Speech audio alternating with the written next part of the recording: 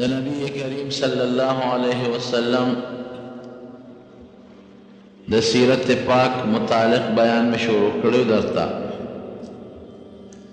غالبا دې ته می خبره رسول و چې د مور بیبي د وفات نه پس د نبی علیہ السلام مبارک تربیت دا غنی کا عبد المطلب په خپل ذمہ داری غشته او د پیغمبر علیہ السلام به ډیر زیات خیال ساته د خپل بچونه به د قدر په نظر وتکتل او د هغې یو څو وجې وې یو خو دې یتیمو او داسې یتیمو چې پلار یې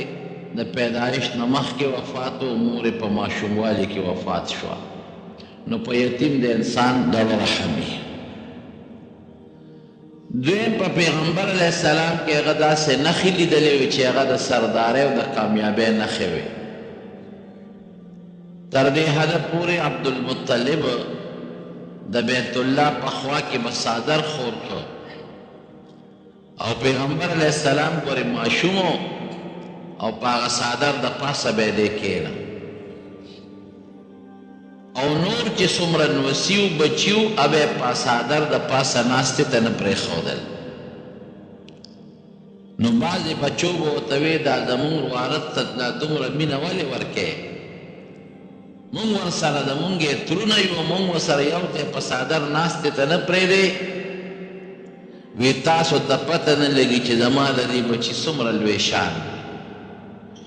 دله به خدای یو لوی شان ورکوي یو ملګری وایي چې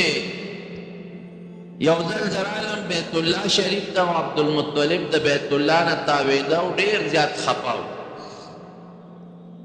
او دا دعاګانې کوله چې خدایه زما بچې ماله راکړه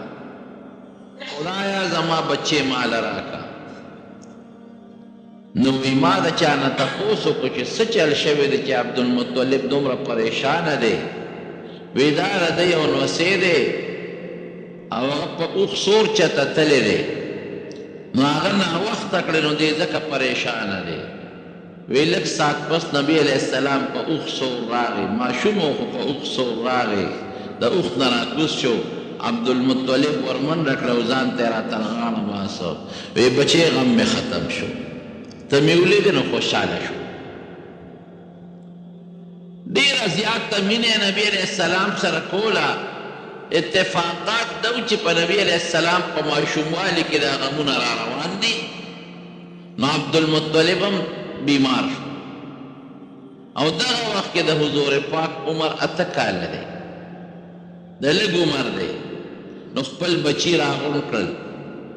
او بچو ته وایي چې بچې زما سره زیات فکر نه د خپل مال دی نه د خپلو زامنو دی ما سره د دې ماشوم نوسي فکر دی د ده درد ما دردی د ده غم ما غمجن کوي نو څوک به یي چې زما د دې بچي ذمواري به والي او په داسې نظر درته وګوري لکه د خپل اولاد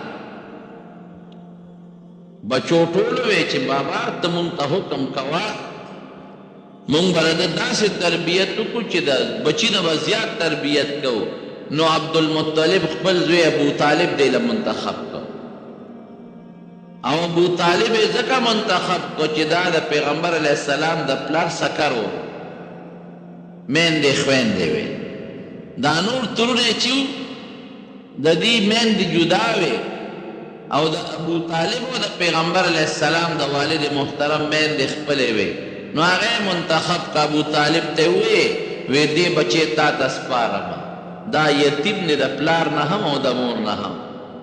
د ده به داسې خیال ساتي چې د خپلو بچو نه به یې خیال ساتي او بیا دې کې عبدالمطلب وفات شو یو سړی وایي ما په خپله چې جنازه د عبدالمطلب مونږ وړله نو نبی علیہ السلام ماشوم و دې جنازې پسې روان و جړلې چا ترې وروسته تپوس کړی دی وی تا ته د عبدالمطلب مرګ یاد دی وی او زه خو د 8 کالو په هغه وخت کې 8 کالو په عمر کې نکله تربیت یې پاتې شو ترته چې ابو طالب دی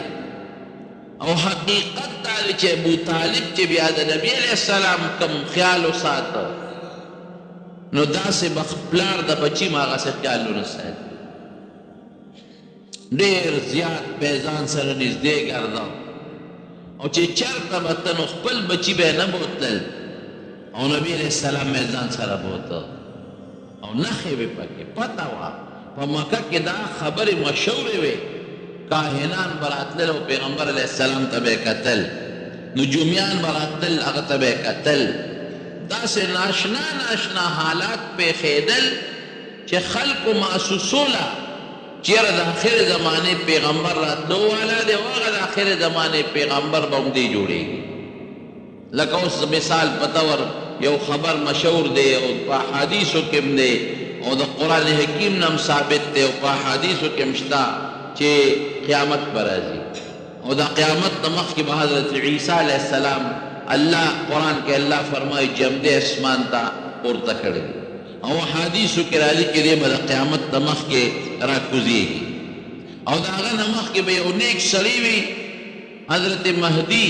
د هغه حکومت وی نو یو سړی مثلا نیک پیدا چې خلک ویې لکه ده کې د هغه مهدي صفتونه شته او د پیغمبر علیه السلام کمې علامې او نښې چې وي نو هغه هم ټولې موجود دي دقه رنګې د مکې خلک یهودیان عیسایان او د نورو دینونو خلک په دې انتظار و چې نبی آخر الزمان دنیا ته راتلو والا کمې نښې چې وي هغه ټولې موجود دي او بیا د پخوانو کتابونو خلکو او نجومیانو کاهنانو دا ټولو خلقو دا نښې په پیغمبر علیه السلام کې لیدلې نو ابو طالب هم په دې پوه نو د پیغمبر علیه السلام به ډېر قدر کو او ډېر احترام به یې کو ډېر زیات عزت به یې کو تر دې حده پورې چې یو ځل په سفر د نبی علیه السلام د ابو طالب د تجارت په سفر د عربو ټول ګذر اوقات په تجارت ځکه په مکه مکرمه کې غله نه کېده اوسه پورې نه پکې غنم کېدل نه پکې اوربشې کېدلې او هېڅ قسمه نه پکې اوبه شته او شال غرونه دي نو د هغې ټول نظام په تجارت و نو ابو طالب یو قافله د تجارت واخیسته او شام ته روان ډېر خلک ورسره په دې قافله کې شریک شو مالونه دي پکې نبی علیہ السلام دی خو معشوم دی دغه وخت کې نو او دې وخت کې د حضور پاک عمر 12 کاله دی نو چې هغه روان شو نو نبی علیہ السلام ورپسې روان شو تسلي ورکړه بچی لوی سفر دی عمر دی لږ دی 12 کاله دی نو تا نه بوځم او پیغمبر علیہ السلام ورپسې خفه شو نو چې خفه شو د هغه خفګانې نه شو زغملی نو روچرې کړه وایي زه ډېره ښه ده به وبدې ځم دا لومبی سفر دی د نبی علیہ السلام مبارک شام طرف ته قافله روانه شو بصرا یو مقام دی چې هلته ورسېدل هغو به داسې قافله وه چې یو ځای به یې دمه کوله بیا به لاړل بل ځای به یې دمه کوله بیا به یې بل ځای دمه کوله چا به اخیستل کول او چا به خرڅول کول نو دا بصرا یو لویه علاقه ده یو لوی ښار و په هغه زمانه کې هغې سره خوا کې د قافلې د دمې یو ځای و چې قافلې به لاړې نو هلته به قافله ودرېدله ایساره به شوه او یو بازار به ولګېد میله به ولګېدله چا به شی خرڅه و چا به شی اخیسته دا به تجارت و روزګار به کاروبار به نو چې څنګه د بصرا کې دا قافله ایساره شو خیمې یې ولګولې دغه د عیسایانو یو راهب و چې هغه راهب د عیسایانو دی چې هغې به ځان له په یو جونګړه کې دیری یا په یو سمڅه کې په یو غار کې دیری او د الله تعالی عبادت کوي هغې واده نه کوي د عیسایانو راهبان ودونه نه کوي نه بچي وي نه ښځه نه ماشومانې بس ځان له پروتې لږه غوندې ډوډۍ خوري او هغه خپل عبادتونه کوي اوس هغه راهبان د عیسایانو نشته پخوا به دا ډېر زیات نو په یو غار و په هغه غار کې دا راهب پاتې کېده او دی به کله کله راوته کله به میاشت پس راووت، کله به 2 میاشتې پس راووته. دنیا به ورته په انتظار وه، خلکو به د دواګانې غوښتې، خلکو به نذرانې تحفې ورکړې، غار ته به دننه شو، داسې ډېره موده پس به راوته. نو چې دا قافله د ابوطالب د قافله په د بصرا مقام کې دمه شوه، نو دا راهب راووته او راتلو سره نیغه په دې قافله کې ترمذي شریف کې دا حدیث دی، راتلو سره نیغ په دې قافله کې ورننوت او دې به چې قافله به کله هم راتله دې به نه راوته، چې څوک بنو نو دې به راوته، عام به نه راوته. نو خلک هم حیران شو چې دا خو قافله ده او د دنیا خلک د تجارت کېږي، دا راهب څنګه دا پادري راووته؟ بحیرا د ده نوم و، بحیرا چې راووته نو په دې قافله کې ګرځېده او نبی کریم صلی الله علیه وسلم یې دمه ټکله کړې او سوی وی هذا سید العالمین، وی دې د ټول مخلوق سردار دی، هذا رسول رب العالمین، وی دې د رب العالمین د پروردګار د طرف نه رسول جوړېدونکی دی، دنه پیغمبر جوړېږي. هذا سید العالمین، د ټول مخلوق سردار، او په ده باندې به خدای پاک امت ته هدایت ورکوي. خلک حیران شو، د 12 کالو د ماشوم متعلق ته دا خبره څنګه کوې؟ وی ګوره خلکو وی ته څنګه دا خبره کوې؟ وی زه راته دا خبره په دلیل کوم، ما سره کتاب موجود دی، کتاب یې راواخیست، کتاب ته به یې هم کتل او نبي علیه السلام د مخ مبارک ته به یې هم کتل. وی زما په دې کتاب کې چې د نبي آخر الزمان کمې نښې دي هغه ټولې په دې کې موجود دي. یو خو دا خبره ده، د ده د سترګو نښې ما سره شته، د ده د رنګ نښې ما سره شته، د ده د شکل نښې ما سره شته، د ده طبیعت او د عادت نښې ما سره په دې کتاب کې شته. د نبي آخر الزمان چې کمې نښې دي یو خو پکې موجود دي. دویم څه دي؟ وی دا قافله چې په دې غر راښکته کېده، وی ما ورته کتل دې قافلې ته، نو وی داسې کاڼي بوټي ما ونه لید چې هغه یې دته سر نه ښکته کړی، او دا کاڼي بوټي بغیر د هغه انسان نه چې هغه نه خدای پیغمبر جوړوي سرونه نه ښکته کوي. دا ترمذي شریف کې حدیث دی او علماء د دې حدیث توثیق هم کړی دی چې مضبوط حدیث دی. دا دوه شو. دریمه دا ده چې وی ګوره د ده په دې دواړو اولو په دې میانځ کې یو مهر لګېدلی د پیغمبر، وی ګوره د نبوت مهر هم پې شته. دا خبرې وکړلې او دا پادري لاړه خپل دغه ته، دا راهب ننوته خپل غار ته، خپلې سوړې ته، او دې خلکو ته تاسو زه د دې هلک د برکته ډوډۍ کوم.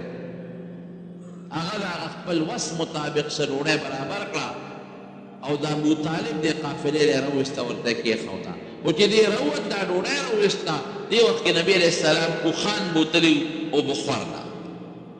ځکه چې چا به په قافله کې د ګیا خدمت کو، چا به د پخلي خدمت کو، چا به د اوښانو خدمت کو. قافله کې خو به دومره کسان نو نبي علیه السلام مبارک اوښان بوتلي ګودر ته سیراب کولو لا، نو چې راووت نو وی څه شو هغه هلک؟ وی هغه تللی دی اوښان سیرابی را روان دی. وی ما خو ډوډۍ د هغه د برکته درته راوړه، دې کې نبي علیه السلام را روان. وی ګوره بل دلیل اوس ووینئ. وی تاسو خو ما ته وی چې څه دلیل دی؟ نو ما خو راته وختي دلیلونه ووی، خو بل دلیل هم وګورئ. بل دلیل دا دی چې وی ګوره نور دی که نه، سخت نور دی، ګرمي ده وی، او وی په هغه سورې فرشتو کړی دی، د وریځ سورې دی، پې د فرشتو له طرف نه پې سورې دی، ورته وګورئ. او خلکو کتل واقعي نو چې څنګه نبي علیه السلام اوښان راوستل او څه میلول، نو هغه چې کومه اونه وه نو د هغې اونې سوري ته خلک ناست وو، د سوري ځای پکې نو نور سورې خلکو نیولې وو. وی ګورې تماشه کوئ چې نبي علیه السلام راغی سورې نور دی، نو دی په نور باندې کېناسته، نو خلکو ته وی ګورې ورته اوس. نو چې خلکو تماشه وکړه نو هغه اونه لږه کږه شوه او هغه سورې په پیغمبر علیه السلام ورته وکړه. وی دی بله نښه شوه. وی د ده سرپرست څوک دی؟ وی دا قافلې دا مشر ابو طالب د سرپرست دی وی دا ماشوم د څه دی وی دا مې روانه دی زوی مې دی وی زوی دې نشي کېدی زوی دې نشي کېدی دا د پلار مخکې وفات شوی دی زما کتابونه دی دا وایي چې پلار د پیدایش د مخکې وفات دی او روانه مې دی وی ښځه دله قسم در کوم د خدای دپاره دا هلک مه بوځه شام ته هلته کې راهبان دي هلته جادوګر دي هلته کاهنان دي او دی به ملکی دا نه نقصان به ورته ورسوي مهرباني وکړي واپس پکې ته ولېږه دی مه لېږه نو هغه راهب ورته قسمونه ور واچول ابو طالب ته چې ته مهرباني وکړو دی مه شام ته مه بوځه شام د اهل کتابو د مولیانو د دغې خلکو د ساحرانو د کوټګرو او د کاهنانو علاقه را دې دنه نقصان یې نه کېږي نو حضرت ابو طالب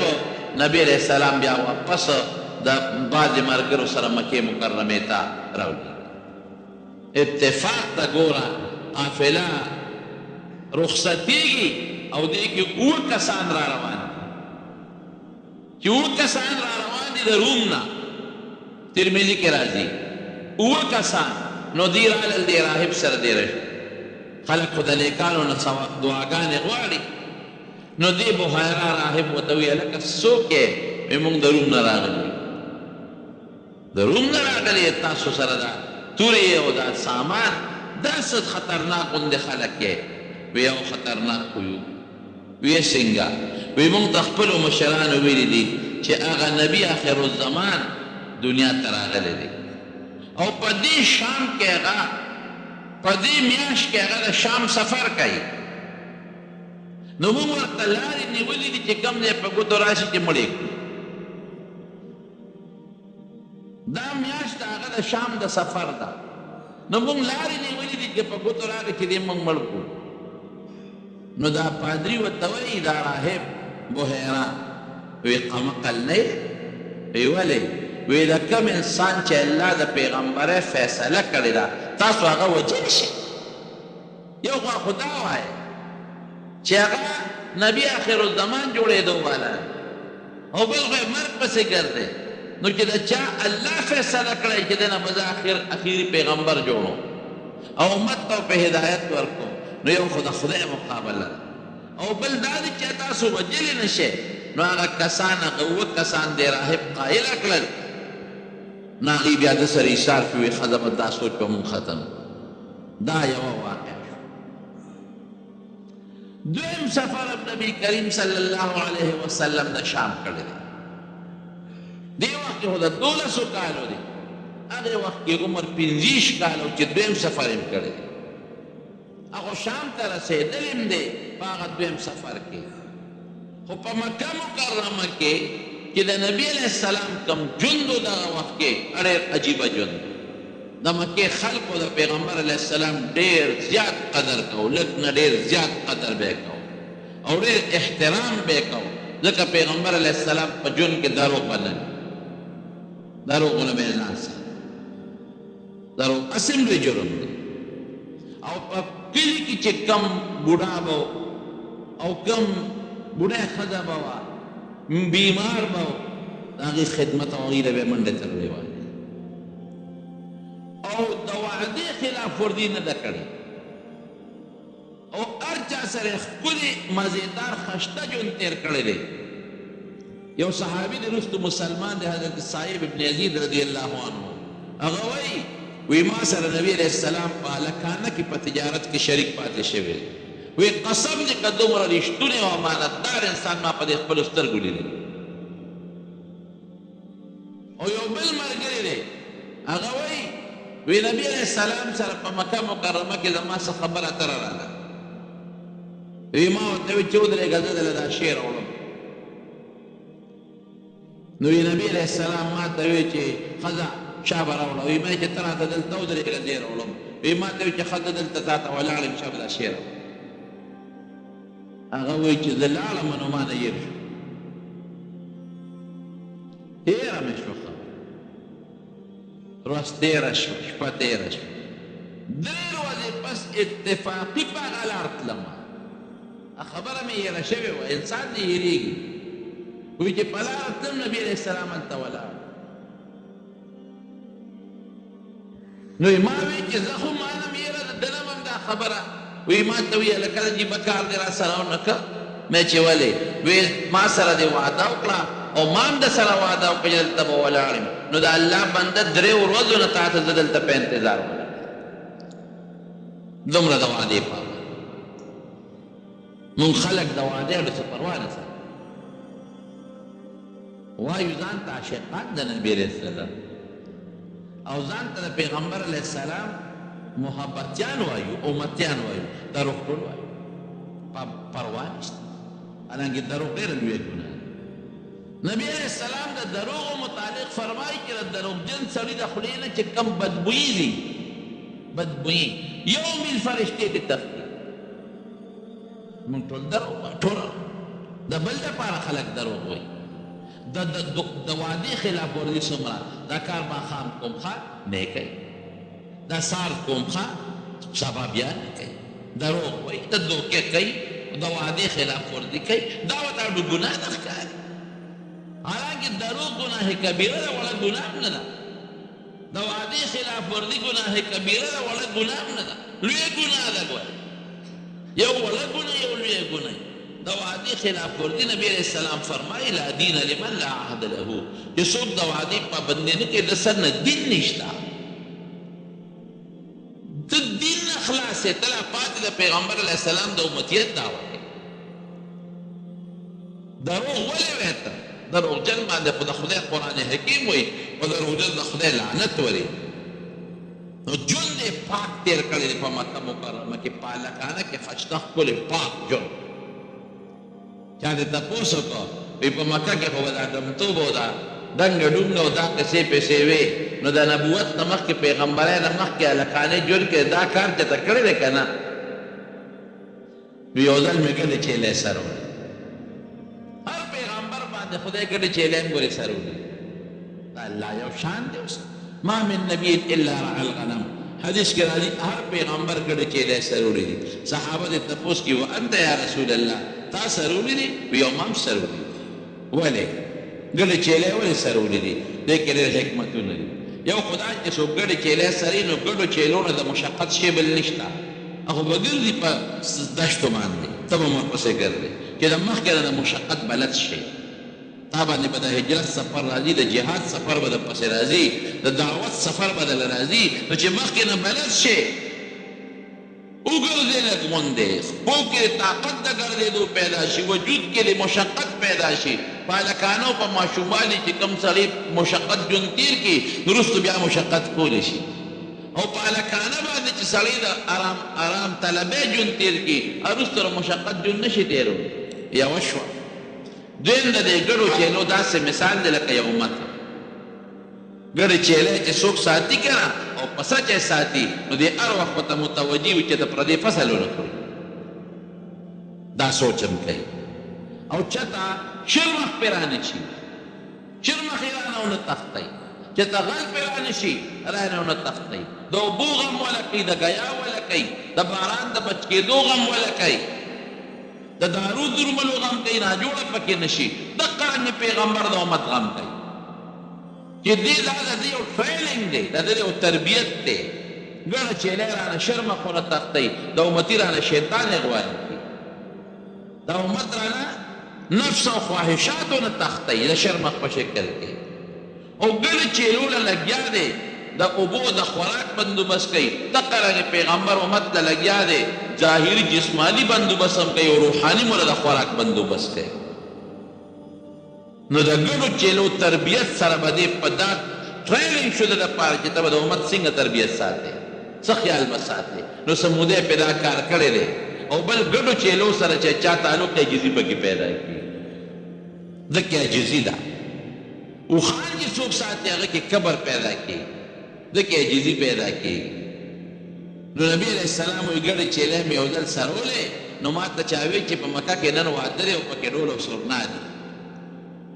نو هغه ډول به ډنګېده او هغه باپونه به یې واله سندرې به ویلې کېدې وایي ما ته ملګرو وایي سیل نه کوو مې ځای چې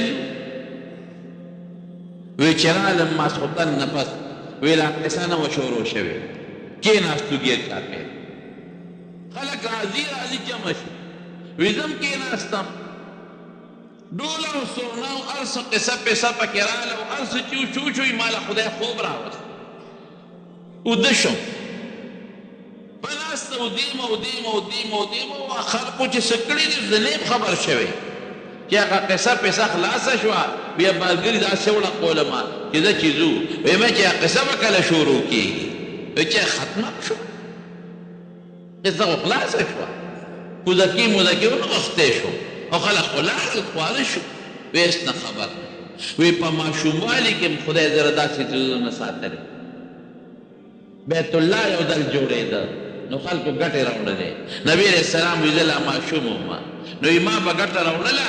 نو زما ترو عباس خو په عمر کې د 2 کاله مشر نو ما ته هغه عباس وایي چې رواره داسې وکړه دا اوږه به دې په دا ګټه خوږ شي نو ما لنګ والې و لنګ کمیس مې نه و د پرتوب په ځای مې لنګ والې نو چې دا لنګ دی اوس پرته خو راکوټې ماشومې نو دا دې په دې اوږه باندې کېده نو دا ګټه به دې دا تیږه به دې د اوږه نه خوږی نو عرب به بربند ګرځېدل د هغې خو څه پروا ده هغې خو به طواف هم بربند کوه نو ما وی چې زه خو ډېره ښه ده نو چې ما هغه لنګ سینګاوس پړده اوچتاو مې وی دې کې په ځمکه پرېوته او سترګې بقې او پړسېدې او چغې کې ازاري ماله خپل لنګ راکې وی د دغې نه پس زه بربند نه یم لیدلی شوی خدای په حفاظت کې ساتلی نو ګوره ابو طالب څه وایي ابو طالب سره چې کم ژوند دی ډوډۍ ته چې به کله نبي علیه السلام ورسره کېناسته دی نښې مې دا مینه خو هسې نه پیدا کېږي یو ماشوم سره محبت هسې نه پیدا کېږي نو په ډوډۍ به نورو بچو زما شور کو نبي علیه السلام به شور نه کو غلی به کېناست دی یو عادت زما نورو بچو چې به کوم ماشومان خو هر خوا ګوتې وړي که نه او د نبي علیه السلام د ماشوموالي نه دا عادت و چې د خپلې مخې نه به یې خوراک کو د بل مخې نه به یې ګوتې نه وړي او بله فایده به څه وه وی چې موږ به ډوډۍ کېښوده او نور بچي به دی به نو زر به خلاصه شوه او چې پیغمبر علیه السلام به کومه ډوډۍ کې شریک ناست و برکت به پکې پیدا نه به خلاصېده او زما نور بچي چې به سهار وختي را پاڅېدل نو د چا پوزې نه به قړبېده د چا به سترګو چخې نیولې وې د چا به غاښونو نه څخه اوبت دی او د نبي علیه السلام په ماشوموالي کې ما د خولې نه لاړې څخه او یا په سترګو کې چخې یا په پوزه کې ګند نه دي لیدلی صاف ستره به او غاښونه به یې داسې چمک و لکه ګلی چې په خوله کې نیولي د ماشوموالي نه صفا ستره به نورو بچو به یې په خټو او په لښتو کې لوبې کولې او نبي علیه السلام ځان په ماشوموالي کې صفا او پاک ساته دې وجې نه داسې ماشوم سره د خلکو محبت زیات پیدا کېږي نو خلک نښې هم پکې راوباسي او خپل ژوند هم د ماشوموالي خشترې دروغ نه وایي خو که د چا پکو ضرورت راځي ماله شا په سودا راوړه په منډار چاله منډه کړي نو د ابو طالب په زړه کې دا د نبي علیه السلام قدر پیدا شو د خپلو بچو نه به یې زیات ورته لحاظ ساته او د مکې خلکو هم د نبي علیه السلام به ډېر زیات لحاظ ساته دې حد ته خبره ورسېده چې د پیغمبر علیه السلام خپل نوم خلکو نه یادو امین او صادق به ورته پرې مشهور شو بس چا د نوم چا نه یادو هلکه هغه امین څه شو امانتګر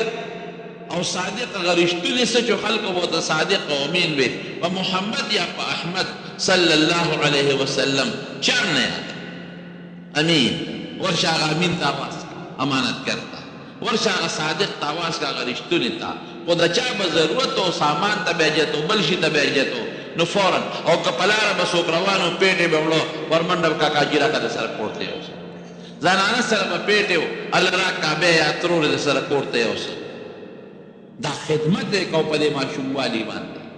دا د پیغمبر علیه السلام مبارک صفت دی بیت الله شریف جوړېده بیت الله د بیت الله د جوړېدو عجیبه اندازه خدای پاک نبی علیہ السلام ته ایثار کړي بعضې کارونه د فایدې بیت الله شریف سیلاب روان کړی سیلاب راغلی و روان کړی او دیوالونه یې شلېدلي او چت یې نړېدلی او بیا یو اجدها خامارو په دې بیت الله شریف کې دونه غټ خامارو چې کله به یې وي سر اوچت کو په دیوال به یې کېښوده نو لکه د کټي عمره سر و دومره غټ سر و او چې خوله به یې وازه کړه نو خلک به تېرېدل نو د مکې قریش یو ځل راجمع شو چې دا بیت الله خو روان دی د خدای کور د جوړول غواړي چا وله ګوتې نه ورته نه دا به مونږ روانه و څنګه دا به مونږ څنګه روانه او چا به یې دې مار سره څه کوي دا به څوک دې ته ورنږدې کېږي الله دا ورو کو دې دپاره چې نبي علیه السلام را لوی کړي او دې پکې څه ده نو چې کله د پیغمبر علیه السلام عمر لږ زیات شو نو بس بعضې کسان راجمع شوي دا د خدای کور دی مونږ که دا روانه و نو مونږ خو یې د بېعزتۍ او د بېادبۍ په خیال نه روانه مونږ خو یې د جوړولو لپاره روانه یاره نو اوس هم د بعضې خلکو بعضې څیز د ګوتې نه ولو لکه د جومات کې اکثر دا جهلې مالې که نو خلک ولله ګوتې نه ورولې لکه دا خو توته کړي دي په دا جومات کې او دا خو زبرګان دي او توته کړي د کوم ځای نه زبرګ شو د کوم نه چیلې سره چې دا زبرګ شوی دی په خپل کور کې دا زبرګ ساتې چې جومات ته پې ککل کړی دی چا ورته په جومات کې لاندې دغه یو جومات ته لاړم هغې یو ته لاندې څادرونه اویلان کړي هلکه دا څادرونه د څه دي دا هم د توتکرو ته اویلان کړي ولې توتکري ولې دا غول کوي نو دا جومات دا څادر یې ورته اویلان دي کړي دي الله اکبر دا چنګ چونګ کوي خلک د مانځه نه وباسي خپل کور کې دا ساتي دا زبرګان د خلکو په زړه کې یو دبه او پروت چې که دې لمګوتې دې جال یو ډول څه نقصان به راته پېښ شي دا څرنګې د هغې په ذهن کې دا دبه وکړه دا بیت الله روانو نو مونږ ته خو څه مصیبت پېښېږي نو یو قریشي ورمنډه کړې په سسکور او کوداله یې راواخېسته او د بیت الله نه تیږه یې جدا کړه مونږ خو دا د بېعزتۍ په خیال نه روانو مونږ خو د جوړولو په خیال روانو نو چې هغه څلور پنځه تیږې وویستې نو بل هم راغی بل هم راغی نو بس ټول ورته متوجه شو او مار سره خدای څه چلو او غټ مارو دقسې یو ځل غرمې سر اوچت کړی په دیوال د پاسه یې سر ایښودی لیک یو اجدها یو لوی د خامار راغی دا دغه دا باز یو لوی باز مرغی را او چې څنګه دا باز راغی دا مرغی او ورغوټې کړې نو دا خامار یې په دې پنجو کې ونیو اوچت یې ویې تخته ټولو خلکو ولیدل چې هلکه خامار خو هغه دی هغه مرغۍ وتښته خامار خو یوړو نو د خلکو د زړه نه د هغه خامار هغه هیبت هم لاړ ختم بیت الله روان چې روان یې کړ نو د ابراهیم علیه السلام چې کومې تیږې وې ویښونه هغې ته یې ورسېد نو استرینو جوړولو یې شروع نو چې جوړولو یې شروع کړه د حجر اسود دا د ځمکې د تقریبا 4 فوټ اوچت دی دغه ځای له راورسېدی نو چا وی د حجر اسود به زه ږدم او چا وی زه به ږدم او چا وی زه به جنګ جوړ شو د یو قوم مشر وی دا زما حق د بل قوم مشر وی دا زما حق د بل قوم مشر وی زما حق تورې راووتې نو د هغې غټ قسم به دا و چې هغې به وینه راوړه او لاس پې پکې کېښود د څاروي وینه به وه نو د قومونو مشرانو پیالې کې وینې راوړې او پکې لاس کېښود مطلب به را دې ده چې ګورې ما په وینه کې لاس بس ګنده کړی دی وینې به تویو په دې شرح څوکیداران یې مقرر کړل اتفاق ته ګوره سهار وختي د ټولو نه مخکې مانځله یعنې جومات ته هغه وخت کې خو داسې منځونه نه لکه دا مونږ چې دي نبي کریم صلی الله علیه وسلم و چې راغې ټولو چغې کړې جاء الامین هلکه بس امین راغی ښه هغه امانتګر راغی فلانکې راغی فلانکې راغی نو د پیغمبر علیه السلام دې وخت کې لا بالغ هم لا راکوټه دی کشر دی بالغ خو دی خو راکوټه وي عمر یې کم دی د نورو په نسبت هغه یو ډېره ښایسته فیصله وکړه وی اختیار خو زما د ټول مشران یې راغونډ کړل وی اوس دی اختیار دی که په خپله یې لګیا دا حجر اسود او که مونږ ته وی وی نه زما یو طریقه ده هغه وکړې نو د ټول به په خپل قسم کې رښتونې پاتې شي وی څادر څادر یې پرې راوړه څادر چې راوړه خور یې که په منځ او چې خور یې که نو حجر اسود یې راواخېست په څادر کې کېښود په خپل لاسو مبارک او ټولو مشرانو ته وی راشه دا پلونی چې اوچت کې دا دې جوړه کې ټول اوچت کړي نو دا قوم مشران راغلل او پلونه یې ونیول او څادر یې اوچت حجر اسود په خپل اوچت شو نو چې اوچت یې کا نو نبی علیہ السلام حجر اسود راواغېستو په غاړه کې د بیت الله په جوړولو کې خدای پاک نبی علیہ السلام دا یو څه مقرر او خيار فیصله وکړه څونه خيار فیصله ټول مشران خوشاله شو هر یو ما قسم کړو چې زه به اوچتوم एकदम با بس مو اوچت کړ څادر کې ټول اوچت کړ نو جون دې په مکه مکرمه کې عزت تیر او خشته ښکلی جون مزیدار مشرانو به قدر کوم زول به قدر کو او دا فضول گپ شپ او دا خندا خوندي د دې ځان ساتل چته په زندګۍ کې نبی علیہ السلام فرمایي ما په زندګۍ کې چې بت ته سجده نه کړې نه مې د بت احترام او تعظیم کړی دی لکه مې د ماشوموالي نفرت چې دا خو د کاڼي مورت یې موږ جوړو په خپل لاس ولا مخونه جوړو او پوزه ولا جوړو شکل ولا تراشو نو دا به موږ له خیر راکړي کوم شی چې ته جوړ کې نه به تا له څه خیر درکړي خیر به هغه ذات درکړي چې تا جوړوي او ستا خالق او مالک دی مخکې مې د بوتانو نه نفرت نو یو سفر یې بل وکړه د 25 کالو په عمر کې د شام هغه سفر یې څنګه په مکه مکرمه کې یو ښځه وه ډېره هوښیاره وه او مالداره ښځه وه نوم یې حضرت خدیجه رضی الله تعالی عنها د پلار نوم یې خویلد و دې خدیجې سره بلا سامان او نارینه څوک شته نه او د پیغمبر علیه السلام د امانتګرۍ چرچه خوره ده نو د خدیجې دا چل وکړه چې نبي علیه السلام ته سوال جواب راولېږه د چا په واسطه چې که تا زما سامان یوړه جومات متعلق بیا درته وایم ښه زمونږ بره جومات کې چت کې کار شروع دی دوستان پکې پوره د زړه اخلاص نه تعاون وکړي ښه انشاءالله کارم زمونږ به نږدې دی که خیر انشاءالله خو لږ قرضدار یو پکې ځکه مونږ خو عامې چندې نه غواړو جومات دپاره تاسو دوستان چې څومره یې د زړه اخلاص نه پکې تعاون وکړي انشاءالله چې دا کار سرته ورسېږي پلسترې بره شروع دی الحمدلله نو هغې ورته سوال جواب راولېږه چې که زما مال ته په تجارت کې شام ته وړې نو زه به درله ډېره ګټه درکړم د نورو په نسبت نور خلک چې څومره ګټه بل له ورکوم د هغې له به تاله ډېره درکړم نو نبي علیه السلام د خپل تره ابوطالب سره مشوره وکړه هغه ورته ډېره ښه ده لاړ شه نو د خدیجې رضی الله تعالی عنها مال په تجارت کې د یو قافلې سره شریک و شام ته یو او د دې خدیجې یو غلام و میسره نوم یې او سره د خدمت دپاره ملګری شو چې ماله به یو غلام راکړی چې ما سره دا مال تجارت کې خدمت وکړي کار را سره وکړي نو میسره ورسره په خدمت کې لاړ اتفاق ته ګوره لاره کې یو بل پادري و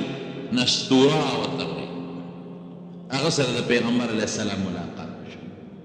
دا خو راهبانو چې څنګه ملاقات د نبي علیه السلام سره وشو هغه قافلې والا ټول راغونډ کړل او د نبي علیه السلام نه څه تپوسونه وکړل او د هغې جواب یې وکړ او هغې راهب هم اعلان وکړه وی ای قریشو ډېر ښه بختم دی ښه بختور خلک یې وی څنګه وی دا کم هلک چې دا قافله کې تاسو سره روان دی د دن د آخرې زمانې پیغمبر جوړېدو والا وی دلیل دی څه دی نو هغه خپل کتاب راوویسته وی ګوره دکې چې کومې نښې دي هغه زموږ په کتابونو کې موجود دي هغې نستوره راهب هم د پیغمبر علیه السلام د نبوت پیشنګویي ورکړه او خبر یې ورکړه قریشو دې میسره خو به دا هر څه نوټ کول چرچاونو بی بی خدیجې د خپل میسره غلام ته وایي چې دا هلک تجارت ته لېږم خو د یو حرکت نوټ کوه ما ته مال اتفاق ته ګوره هغې مال ډېره لویه ګټه وکړه دومره ګټه یې وکړه چې د خدیجې رضی الله عنها مال دومره ګټه ډوچته کړې نو چې واپس راغلله نو میسره غلام بی بی خدیجې ته ټول الوې وی دقسې نستوره راهب خدا خبره وکړه نستوره مشهور راهب و د عیسایان هغه خدا خبره وکړه چې دا د آخر زمانې پیغمبر جوړېدو والا دی یوه او وی داسې کار دی چې موږ په نور سره شو او په ده به د ورځې سوری کېده د په نور چې ته خدای نه دی پرېښې سوری به پرې کېده او درېیمو عیسی عادت یې وی عادت یې دا دی چې چاته یې دروغ نه دی ویلي په دې ټوله لار کې او نه ستا په مال کې په خرڅولو اخیستو کې ټګي کړې ده او یو ځای کې یو سړي سره سودا کوله نو هغه ورته قسم وخوړه چې زما د پلات او په عزا قسمي په د خدایانو په بوتانو باندې نو نبی علیه السلام ورته وایي چې زه خو ګورې په بوتانو قسمونه نه خورم او نه بوتانو له عزت ورکوم که ته ورکې وایه خو نه د په بوت ستا قسم منم او نه د بوت څه پروا زه ساتم او نه په بوتانو قسمونه خورم هغه ټول چې په سفر کې د نبی علیه السلام کوم ښه صفتونه دې میسره لیدلي هغه ټول راوړل او بیبي خدیجې ته بیان کړ او اتفاق ته ګوره بیبي خدیجه دغه وخت کې بره په خپله بالخانه کې وه او نبی علیه السلام را روان و ویې ګوره دا قالب دی دې سور نور ته وګوره په د سوري ته وګوره د پاره د فرشتو یو ریال ترسو چې د خو سورې په د پاسه کړی نو ګټه ډېره زیاته وکړه ما نو نبی علیه السلام ډېر پکې ښه مضبوطه عیسه ورکړه نو دې خدیجې یو خوب لیدلی خوب یې ولیده چې د اسمان نه یو سپومۍ ده او ډېره ښایسته ښکلې رڼا یې کړې ده هغه سپومۍ اوچتېږي اوچتېږي چې ښه اسمان ته نوره هم اوچته شوه او رڼا یې زیاته شوه نو ورو ورو را روانه و را روانه و زما په کور کې زما په هغې کې دا سپومۍ را پرېوته دا خوب یې چې دا خوب یې ولیده نو د دې د طرز به ورقه ابن نوفل د پخوانو کتابونو عالم دا لاره هغه د خوب اوس هم عالمانو ته خلک وایي نو ورقه ابن نوفل ته هغه خوب بیان وی دغسې ما خوب ولیدو وی ښه رښتیا وی دا خوب دې لیدلی دی وی او وی ښه ته به د نبي آخر الزمان نکاح کې داخلې دا د خوب دا تعبیر شو دا خوب دیم لیدلی و او دا خوب بی بی صفیه رضی الله تعالی عنها هم لیدلی حضرت صفیه په خیبر کې د یو یهودي لور وه او په بل یهودي باندې واده وه یو غټ مالدار یهودي سردار په هغه واده وه او تازه واده شو نو چې واده شو نو دې هم خوب ولیده وی یو سپومۍ د مدینې د طرف نه راوچته شوه او د اسمان دې منځ ته لاړه او هغه سپومۍ راته راته زما په دا غېږ کې را پرېوته نو د دې صفیې خاوند هم د پخوانو کتابونه خو یهودي او د پخوانو کتابونو علم ورسره نو خاوند ته الوې وی سړي دقسې خوب مې ولیده چې اوس سپومۍ و د یثرب د مدینې نوم یثرب و د مدینې نه راوچته شو د اسمان سر ته لاړو او بیا زما دې غېږ کې را پرېوته نو خاوند خو یې پوه شو نو هغه مضبوط لاس اوچت کړ دا صفیه په یو مضبوطه څپېړه وواله وی ته جوړ د مدینې د سردار خوبونه یې ته د مدینې د سردار خوبونه یې نو د بی بی صفیې په دې مخ باندې یو داغ پاتې شو اتفاقا څلور پنځه ورځې پس نبي علیه السلام په خیبر حمله وکړه خیبر فتح شو هغه صفیه د پیغمبر علیه السلام نکاح راغله نو په دې مخ یو داغ و نو تپوس ته چا وکړئ دا په مخ دې داغ ولې دی وی دا خاوند په څپېړه واغی ځکه ما دا خوب لیدل او داسې خوب بی بي عایشې صدیقې هم لیدلی دی هغې خو درې سپومۍ لیدلي دي وی خوب مې ولید چې سپومۍ راله او زما په غېږ کې را پرېوته وی بیا مې ولید چې بله راله را پرېوته بیا مې بله ولیده چې درېیمه راله زما په دې غېږ کې را پرېوته نو پلار ته دا خوب بیان کړه حضرت ابوبکر صدیق ته بابا دغسې مې درې سپومۍ ولیدې پرله پسې چې زما غېږ کې را پرېوتې هغه ورته ډوغه کړه نو چې نبی علیه السلام وفات شو او د بی بي عایشې په غېږ کې ترې ساتلې وه او دا عائشې صدیقې په کوټه کې دفن شو نو ابو بکر ورته وی هذا احد اقمارک وی دا د هغه یوه سپومۍ وه او دوه به نورې وویلې نو دویم ابو بکر شو درېم حضرت عمر شو درې واړه کوټه کې دفن شو بهر کیف خدیجې چې دا خوب ولیده نو شوق نور پیدا شو چې واقعي دا خو ډېر ښه خوب دی خو که خدای زما نبي آخر الزمان خاوند که خو دا خو به ډېر ښه نو د پیغمبر علیه السلام متعلق خو صفتونه مو چې دا د آخر زمانې پیغمبر جوړېدو والا او هغه نښې نښانې خلکو بیان کړې وې نو خدیجې ذهن کې دا خبره راله چې ممکن ده چې همدا لکه واقعي آخر زمانې پیغمبر جوړ شي نو نبی علیه السلام ته سوال جواب راولېږه د نکاح لپاره دغه وخت کې د حضرت خدیجې عمر 40 کال او د نبی کریم صلی الله علیه وسلم عمر 50 کال د نکاح پیغام یې راولېږه نو نبی علیه السلام وایي چې دی کې خو زه څه نشم ویلی کاکا ته به ووایم نو حضرت ابو طالب ته یې وویل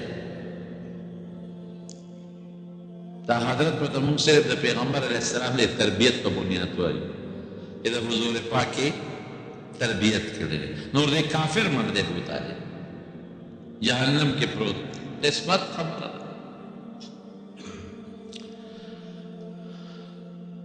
بهر کیف ابو طالب ته وی چې دغسې خدیجه ما سره سوال جواب را لېږلی دی غلام را لېږلی دی د نکاح اراده یې ډېره ښه ده لاړه و د نکاح د خدیجې رضی الله تعالی عنها سره وشوه د نکاح خطبه ابو طالب په خپله ویلې ده نکاح یې تړلې ده او مهر یې 1500 درهم وله په هغه وخت کې مقرر کړه 1500 درهم دا لومبی واده د نبي علیه السلام عمر 50 کاله او ښځه 40 کاله ده خو ډېره هوښیاره بیبي الله عجیبه نظام کوي دې طرف ته د نبي علیه السلام نه مور شته نه بل څوک داسې مشره زنانه شته کور کې دننه خو بنده له ډاډ ښځه ورکوي تسلي ولا ښځه ورکوي نو که عمر د بنده د ښځې کمي نو هغه خو تسلي نشي ورکولی هغه خاوند له ډاډ نشي ورکولی او په نبي علیه السلام وروستو مضبوطې مرحلې را روانې وې نو داسې ښځه یې ولې نکاح له راوستله چې مالدار هم ده هوښیار هم ده مشر هم ده نو چې کله به نبي علیه السلام د څه تکلیف یا مسله پیښه شوه نو دې به داسې ډاډ ورکوه ښځه یې وه بیبي یې وه لکه یو مشره زنانه چې یو خپل کشر له ډاډه دغه ورکوي تسلي ورکوي داسې تسلي به ورکوي او د هغې مینه محبت الله اکبر د ښځې د خاوند په منځ کې مینه دا ضروري شی دی بهتره خبره د کم خاوند چې د ښځې سره محبت او مینه ني یا د کمې ښځې د خپل خاوند سره محبت او مینه ني دا ژوند نیمګړی وي نیمګړی خدای دې دا نیمګړی ژوند نه مسلمان ساتي دا نیمګړی ژوند دی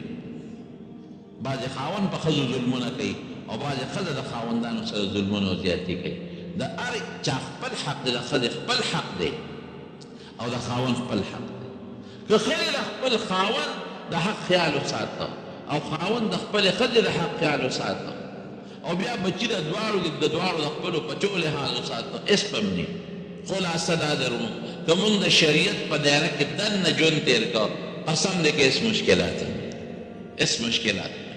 خو بعضې وخت کې ښځه د شریعت د دایرې نه سر بار وباسي نو د خاوند د حق خیال نه ساتي او بعضې وخت خاوند د شریعت د دایرې نه سر بار وباسي د ښځې حق نه ساتي نو د نبي علیه السلام او د حضرت خدیجې رضی الله تعالی عنها محبت او زندگی مثالي وه د پیغمبر علیه السلام خپل کور او خپل اوس چې دا کوم ځای کې په مکه مکرمه کې اوس هم شته د صفا مروه نه چې سړی بهر وځي یو لوی میدان دی او ټټی دی دا خلک ورته د ابوجهل ټټی وایي په هغې چې سړی بهر وځي سورنګونه دي هغې سورنګونو سره خوا کې یو سړک دی روډ شیب عامر سره خوا کې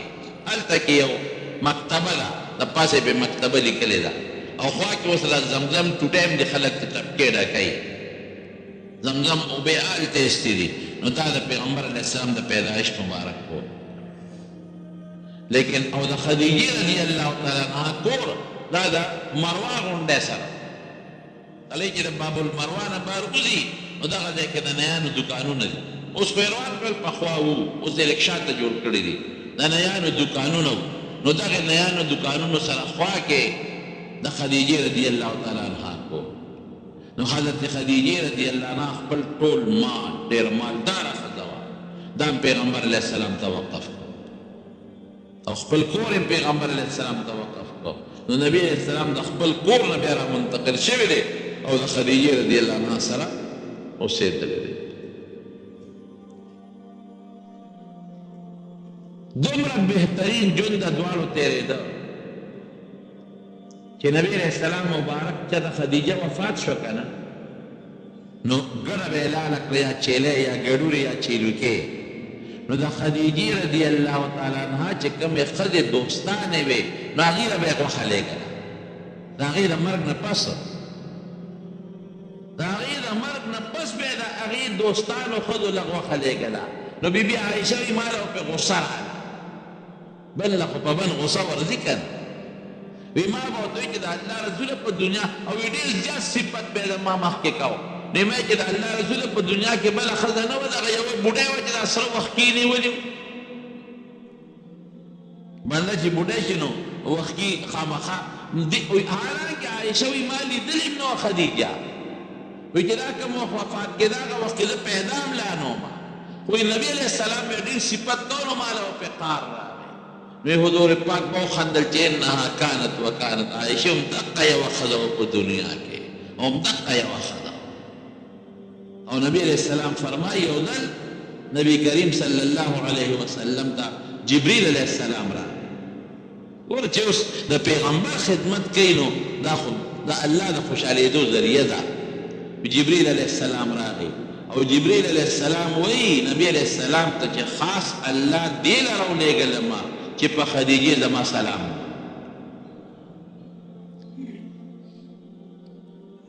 دا ډېر لوی مرتبت دی او الله وایي چې زیری وله ورکړه خدیجې له زیری ورکړه چې جنت کې الله دې له یو محل جوړ کړی دی داسې محل دی چې د یوې ملغلرې نه جوړ دی نه پکې ټانکه شته او نه پکې پیوند شته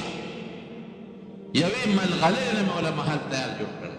او نه پکې شور و شغرب شته او نه پکې سړی شته او نبی علیه السلام به فرمایل وی خدیجه رضی الله تعالی عنها د پیغمبران ټول بچي دې نه پیدا بیبي فاطمه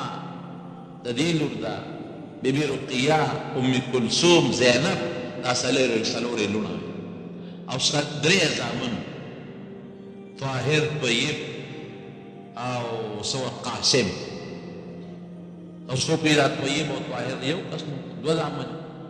یو بچی ابراهیم دا د ماریې قبطیې نه د پیغمبر بله بیبي و هغې نه پیدا او باقي ټول بچي د هغې نه پیدا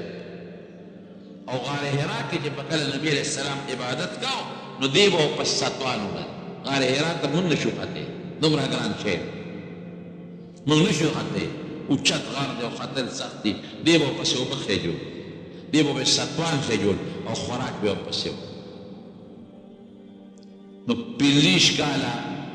عمر د نبی علیه السلام چې دا لومړی واده یې د بیبي خدیجې سره شوی دی او اولاد یې ټول پیدا دی او ختم دی باقي د سیرت بیان دی انشاءالله آینده جمعه کې به بیان رب العالمین یې مونږ د پیغمبر علیه السلام په نقش قدم روان ما درته ګوره د ټولو نه مخکې خبره کړې ده تېره جمعه مې ویلې ده چې د نبي علیه السلام د دې سیرت بیانولو زما مقصد څه دی مقصد دا دی چې یو خو د خپل پیغمبر د تاریخ نه خبر شي مونږ د انګا او بنګا نه خبر یو خپل پیغمبر تاریخ مونږ ته نه دی معلوم خپل پیغمبر تاریخ نه خبر شي او دویم دا دی چې د حضور پاک د عصمت نه خبر شي چې د مونږ د پیغمبر د څومره لوی شان شخصیت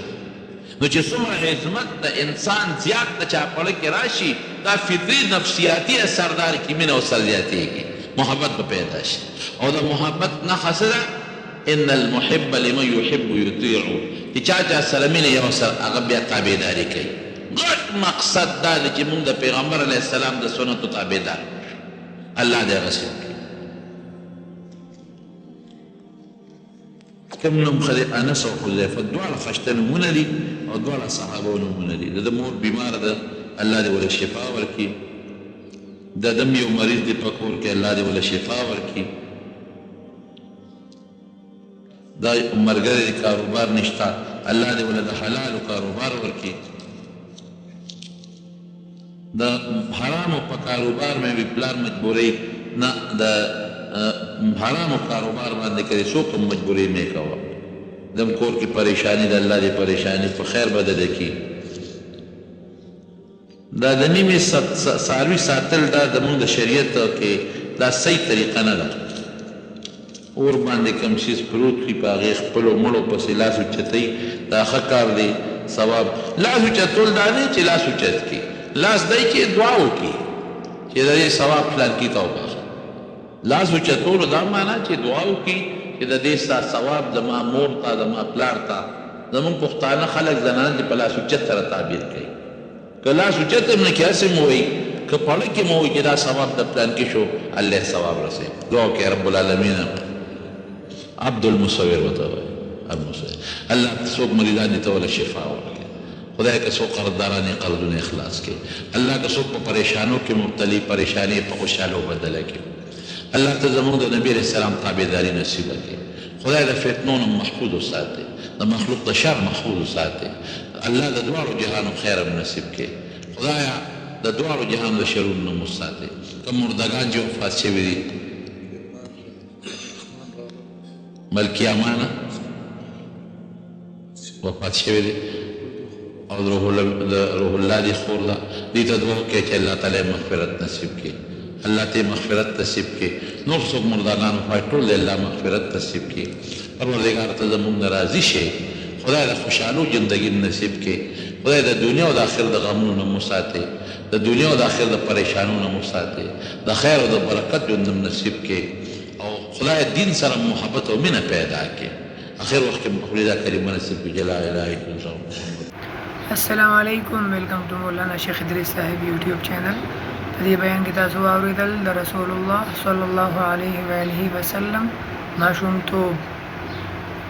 د سیرت النبی صلی الله علیه و آله وسلم د اورېدلو دپاره د مولانا شیخ ادریس صاحب یوټیوب چینل ضرور سبسکرایب کړئ. جزاک الله.